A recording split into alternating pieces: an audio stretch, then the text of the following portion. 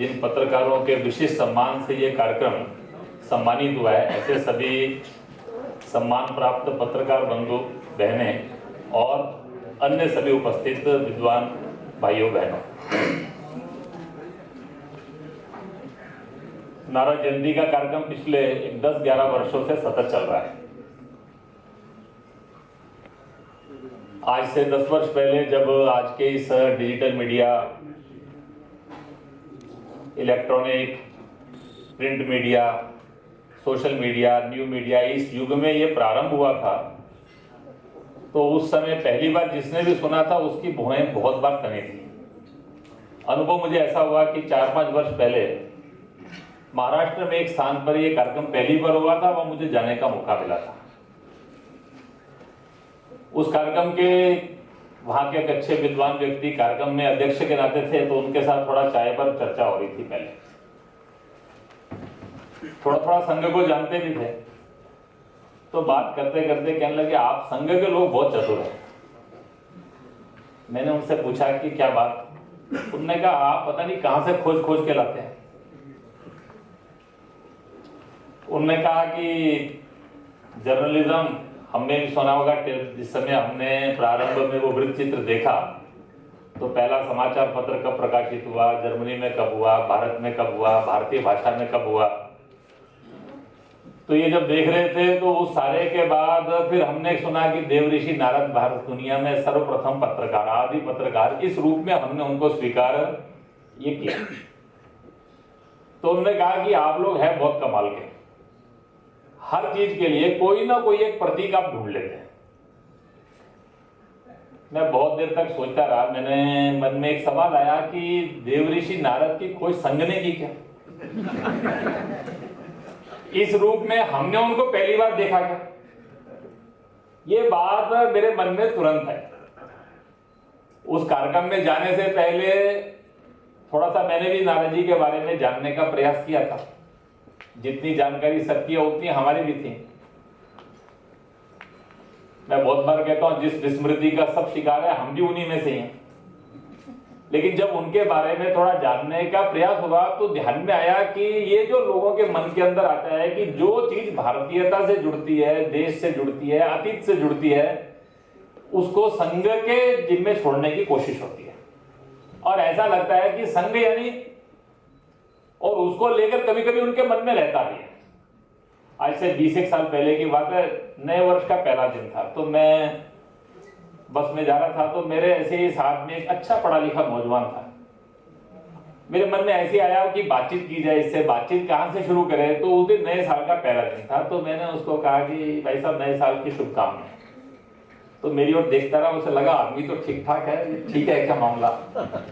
मैंने उसको कहा कि, उसने कहा कि मुझे आपने कुछ कहा? मैंने कहा आपको ही कहा, मैंने आपको नए साल की शुभकामनाएं दी हैं। उसने कहा, आज आपको तारीख मालूम है क्या? तो मैंने कहा हाँ, अंग्रेजी तिथि के हिसाब से आज 28 मार्च है, उस दिन नया साल, उस दिन भारतीय नववर्ष अंग्रेजी तिथि के हिसाब से वही था। तो उन्होंने कहा 2.5 महीने हो गए, 3 महीने पूरे होने को आ रहे हैं और आप आज नए साल की बधाई दे रहे हैं, सब मामला ठीक तो है क्या? मैंने उसको कहा कि नहीं, ये आज भारतीय नववर्ष का प्रारंभ है।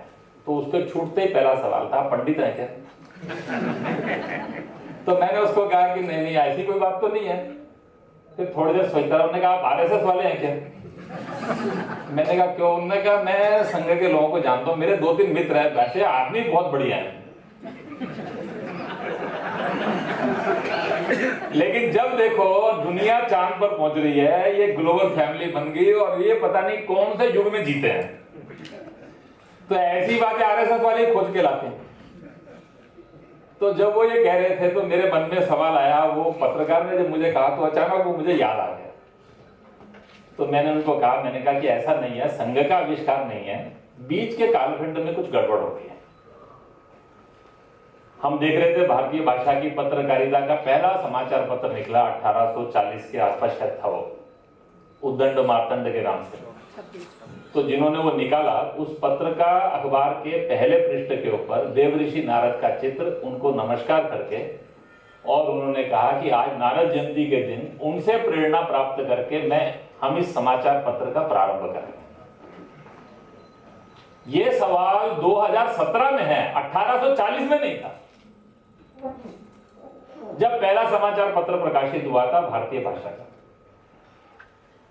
फिर पहला समाचार न्यूज एजेंसी भारत के अंदर आई, तो वो हिंदुस्तान समाचार प्रारंभ हुई 1948 में, शायद वो प्रारंभ हुई थी, लखनऊ में प्रारंभ हुई थी। तो उत्तर प्रदेश के जो राज्यपाल थे उन्होंने उनको पत्र लिखा, शुभकामनाएं दी, और शुभकामना देते हुए उन्होंने कहा कि आपकी जो न्यूज एजेंसी प्रारंभ हो रही है, देवऋषि नारद को अपना आदर्श मानकर उनके विचारों के वाहक के रूप में ये काम अपनी भूमिका अदा करेगी, ऐसा विश्वास है। तो 1840 में आदि पत्रकार के रूप में देवऋषि नारद का स्मरण होता है, 1948 में होता है, 2017 में क्यों गड़बड़ होती है? ये 2000 के बाद जब प्रश्न आता है तो ये आरएसएस की खोज क्यों बन जाता है? ये एक विचार करने का विषय है। स्वामी विवेकानंद जी की हमने सार्धशती मनाई थी, वो कहा करते थे, लोग उनसे पूछते थे कि भारत की सबसे बड़ी चुनौती क्या है, तो वो कहते थे आत्मविस्मृति। हमारी जो सबसे बड़ी समस्या है इस देश के अंदर, हम भूल गए कि हम कौन है, हम किन की संतान है, हमारे पूर्वज कौन थे। देश के अंदर वो कहा करते थे कि सबसे बड़ी जो समस्या है वो है आत्मविस्मृति। वो कहते हैं जब आत्मविस्मृति होती है तो आत्मगौरव शून्यता होती है। जब आत्मगौरव समाप्त होता है तो आत्महीनता की स्थिति आती है, और आत्महीनता की स्थिति आती है तो आत्मनिंदा प्रारंभ हो जाती है, और जब आत्मनिंदा प्रारंभ हो जाती है तो आत्मविश्वास समाप्त हो जाता है, और जिस देश समाज का आत्मविश्वास समाप्त हो जाता है वहां का कर्तृत्व भी समाप्त हो जाता है। वो कहा करते थे कि आत्मविश्वासहीनता ही सबसे बड़ा पाप है। लेकिन ये जो आत्मविश्वास है ये समाप्त कब होता है? जब ये आत्मविस्मृति होती है। तो इस देश के अंदर सबसे बड़ी आवश्यकता क्या है? कोलंबो से अल्मोड़ा तक वो जब देश के अंदर घूमे और उन्होंने सारे देश के युवकों का आह्वान किया, तो उन्होंने उस समय सबको एक ही संदेश दिया कि इस आत्मविस्मृति से बाहर आकर हम पहचाने कि हम कौन है, हम किन की संतान है। वो कहा करते थे ऐसी क्या शिक्षा है कि जिस शिक्षा के बाद अपने माता पिता का गर्व ही हमको समाप्त हो जाता है। हमारे पूर्वज कुछ अच्छा कर सकते हैं ये विश्वास ही हमारे मन में खत्म हो जाता है। ये ऐसा क्यों होता है? और ऐसी शिक्षा चाहिए क्या? जब ये सब बात चलती है तो मुझे सर चार्ल्स ट्रेवेलियन का भी ऐसे समय पर स्मरण आता है। मेघालय की चर्चा हमने बहुत बार की, जिसने भारत में हायर एजुकेशन प्रारंभ किया उसका नाम था सर चार्ल्स ट्रेवेलियन।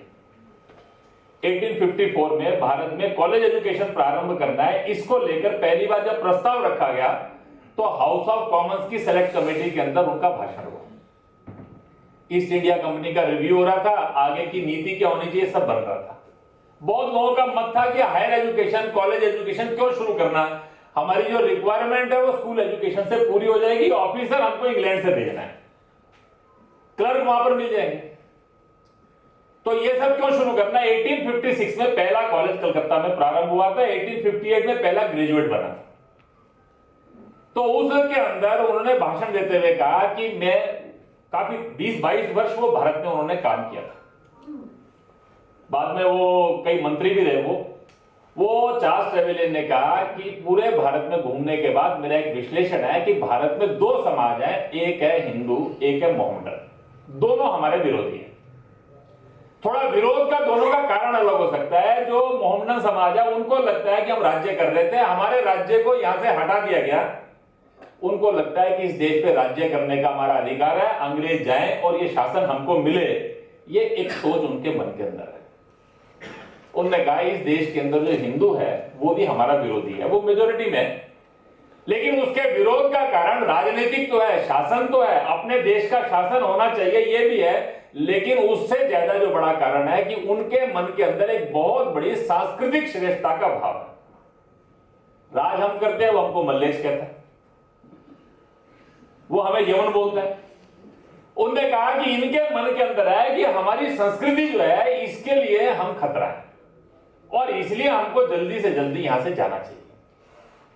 उन्होंने कहा हम क्या करेंगे, ये जो हायर एजुकेशन है इस कॉलेज एजुकेशन में से लोग पढ़ के निकलेंगे, भारत में हमको लंबा समय राज्य करना है और ये लंबा समय राज्य ये निष्कंटक नहीं होगा, बहुत विरोधों का सामना करना पड़ेगा। इस देश के अंदर हमें लोगों की जरूरत रहेगी।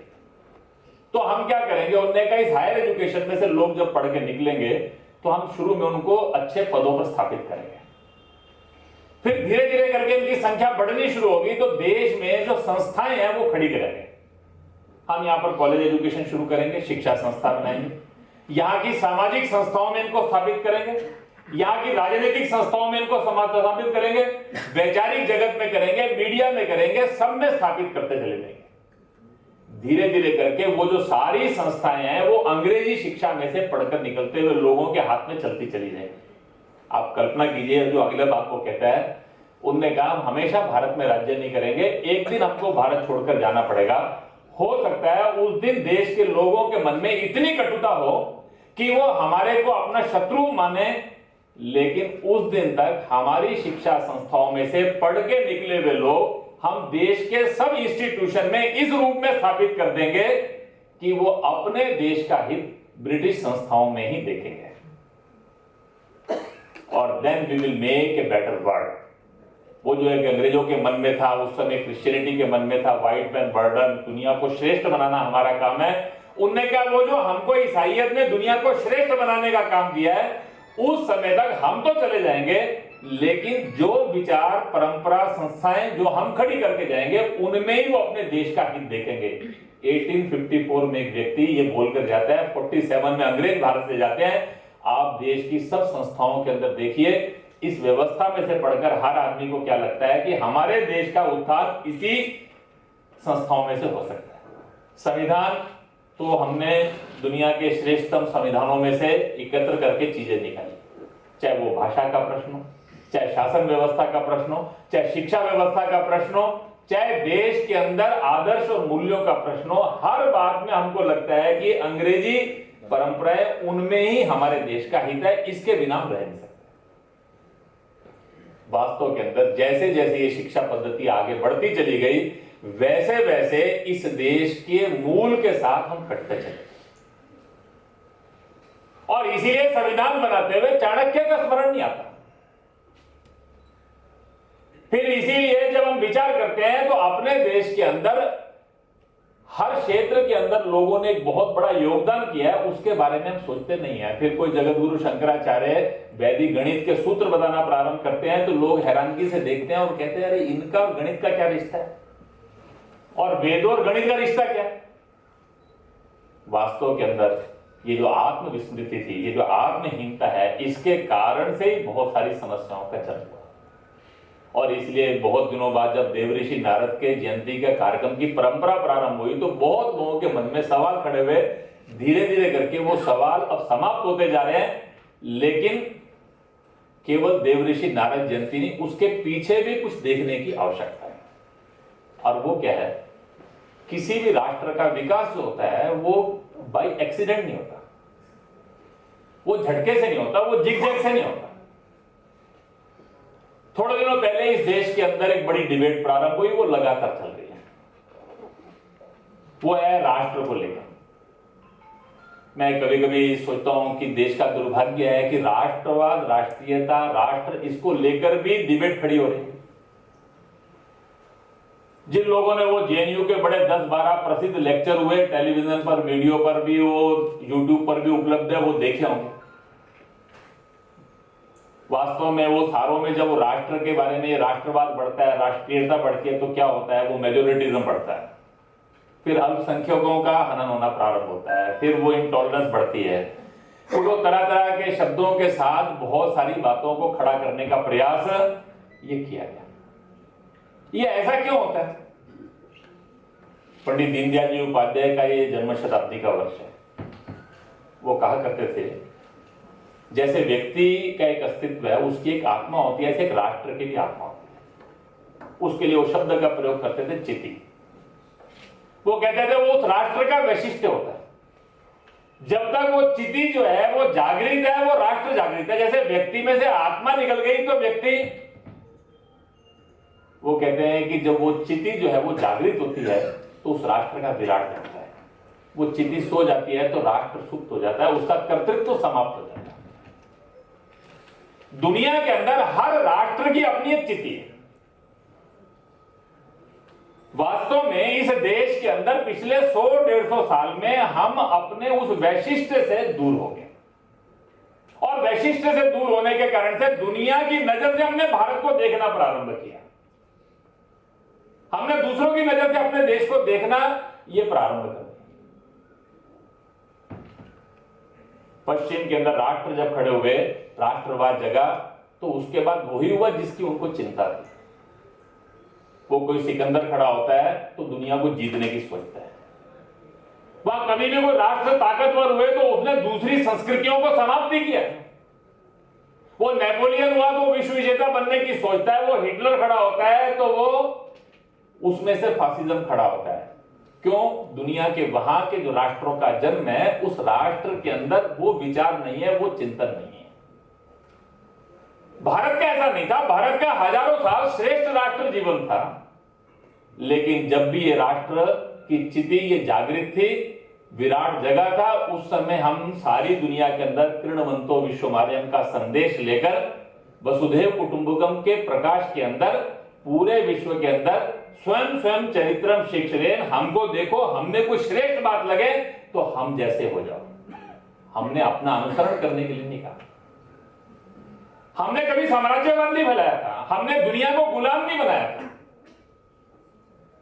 क्योंकि इस देश के अंदर अपने देश के पूर्वजों ने जिस सत्य का साक्षात्कार किया था, उस सत्य के साक्षात्कार का मूल था manifestation of one in all. सब में उस ईश्वर का अंश है। अनेकता में एकता हमारा सूत्र था। विश्व कल्याण की भावना, वसुधैव कुटुंबकम, ये हमारे जीवन का आधार था। और इसके आधार के ऊपर हमने दुनिया को कभी अपने और पराये में बांटा नहीं था। सारी दुनिया को हमने मानव के रूप में ही देखा था। ऐसा विचार दुनिया के अंदर जब प्रबल होता है तो वो कभी मेजोरिटी और माइनॉरिटी में दुनिया को बांट नहीं सकता। वो इंटॉलरेंट नहीं हो सकता। वो दुनिया के अंदर किसी भी दुखी और पीड़ित को शरण देने वाला हो सकता है, सबको गले लगाने वाला हो सकता है, सबके कल्याण का मार्ग देखने वाला हो सकता है। दुनिया के अंदर कुछ भी होता है, उसके मूल के अंदर 3 बातें होती हैं। एक होती है आइडियोलॉजी, विचार। बिना विचार के दुनिया के अंदर कुछ नहीं होता। विचारधारा में से आदर्शों का जन्म होता है, और उसमें से आदर्शों के लिए जीने वाले लोग खड़े होते हैं, जो किसी भी राष्ट्र की संस्कृति का, उस राष्ट्र जीवन का निर्माण करते हैं। दुनिया के अंदर आज हम जब अपने देश के बारे में विचार करते हैं, देश की स्वाधीनता के साथ जो कल्पना थी, जिसको महर्षि अरविंद ने कहा राष्ट्र का पुनर्जन्म, स्वामी विवेकानंद जी के मन के अंदर वो युवकों को भाषण देते हुए जब वो संबोधित करते थे, तो आखिर में एक बात कहते थे, हमको क्या करना है इस आत्मस्मृति से बाहर आकर। वो कहते थे कि हमको ईश्वर प्रदत्त एक लक्ष्य प्रदान किया भगवान ने। वो ईश्वर प्रदत्त लक्ष्य जो भगवान ने हमको दिया है, वो है विश्व कल्याण का, जिसको हमारे पूर्वजों ने तृणवंतो विश्वमार्यम कहा था। हम उसको भूल गए, इसलिए ये दिन हमको देखने पड़े। महर्षि अरविंद ने कहा इस राष्ट्र का पुनर्जन्म होगा तो राष्ट्र का आधार होगा सनातन धर्म। अगर वो नहीं है तो फिर राष्ट्र नहीं है। वास्तव में इस देश के अंदर इन सब बातों के प्रकाश के अंदर हमको अपने राष्ट्र का निर्माण करना है, और जब इस राष्ट्र का निर्माण करना है तो समाज के प्रत्येक व्यक्ति को अपनी एक भूमिका अदा करनी है। वो भूमिका अदा समाज के राजनीतिक नेतृत्व को भी करनी है, सामाजिक नेतृत्व को भी करनी है, शैक्षिक नेतृत्व को भी करनी है, वो पत्रकार जगत के अंदर काम करने वाले सब लोगों को भी करनी है। वास्तव में इस देश का जो विचार था, उस विचार में से जो एक दर्शन पनपा, उस दर्शन में से जो हमने आदर्श बनाए, उस आदर्शों में से जो हमने एक आदर्श जीने वाले व्यक्ति खड़े किए, ऐसे लोगों के जीवन का अनुसरण करके देश के अंदर एक सकारात्मकता का, विश्वास का वातावरण खड़ा होगा तो देश के अंदर परिवर्तन आने वाला है। ऐसे समय के अंदर समाज के प्रत्येक वर्ग को अपने आदर्श खोजने हैं। पत्रकार जगत के अंदर भी आज जब सारी पत्रकारिता के ऊपर अनेक प्रश्न चिन्ह है, वो प्रश्न चिन्ह मैं नहीं लगाता, हम पत्रकार जगत के लोग जब आपस में चर्चा करते हैं तो बहुत सारी बातों को देखकर हमारा भी मन व्यथित होता है। जिस प्रकार की कभी कभी पत्रकारिता, अर्थहीन बहसें, जिन विषयों के बारे में घर में बैठकर भी चर्चा करनी मुश्किल होती थी, उन सारी बातों को टेलीविजन के ऊपर हम चर्चा होते देखते हैं तो सबके मन के अंदर एक दर्द, एक पीड़ा खड़ी होती है। इसमें से बाहर निकलना है तो क्या करना? तो फिर हमको नारद जी जैसे आदर्श को ही अपने आदर्श के रूप में स्वीकार करना। भगवान कृष्ण ने गीता के अंदर वो नारद जी का वर्णन करते हुए जब कहा, वो जो उन्होंने उसके अंदर चर्चा करते हुए कहा कि देवों में वो सर्वश्रेष्ठ है, उनको देव ऋषि कहा, और वो सारा करने के बाद जब उनके स्वभाव का वर्णन वो करना शुरू करते हैं, उनकी एक एक बात का वर्णन करना शुरू करते हैं, वो स्वभाव में सरल हैं, सबका हित चाहने वाले हैं, वो किसी के प्रति भी पक्षपात का व्यवहार नहीं करते, कोई भी बात कहनी हो तो बिना भय के बोलते हैं, वो क्रोध से, उद्वेग से, इन सब बातों से बाहर निकलकर उनका हर समय का आचरण और व्यवहार रहता है, और उनका ज्ञान, उनका इतिहास, इन सब विषयों की जानकारी, वो सारी बातों का वर्णन करते हुए मैं कभी कभी सोचता हूँ कि गीता के अंदर वो जो नारद जी के बारे में भगवान कृष्ण ने कहा, वो सब पत्रकार अपने सामने आदर्श के रूप में रखकर उसको एक बार केवल हम पढ़ेंगे तो आज जो कभी कभी हमको इस सारी पत्रकारिता के अंदर कहीं ना कहीं एक एजेंडे के साथ, कहीं ना कहीं किसी एक पक्ष का विचार मन में रखते हुए और कभी कभी एरोगेंस के साथ बहुत सारी बातें होती दिखती हैं, उनमें से बाहर निकलना है तो हमको भी अपने लिए आदर्श खोजना होगा। वास्तव में इस राष्ट्र के पुनर्निर्माण के यज्ञ में सबको अपनी भूमिका अदा करनी है, और वो सबको भूमिका अदा करने के लिए हर क्षेत्र के अंदर हम आदर्शों को स्थापित करें, ऐसा एक आह्वान करते हुए, और आज जिन सब पत्रकारों का सम्मान हुआ है उन सब लोगों ने अपने जीवन में इनमें से कुछ ना कुछ अंशों को अपने अंदर धारण किया है, वो भी हमारे लिए एक निकट सामने प्रेरणा के स्रोत है। उनसे भी प्रेरणा प्राप्त कर हम सब लोग अपने जीवन में और पत्रकारिता के क्षेत्र में उच्च प्रतिमा स्थापित करें। इतना अनुरोध करते हुए, आप सबका अभिनंदन करते हुए, धन्यवाद करते हुए मैं अपनी बात पूर्ण करता हूं।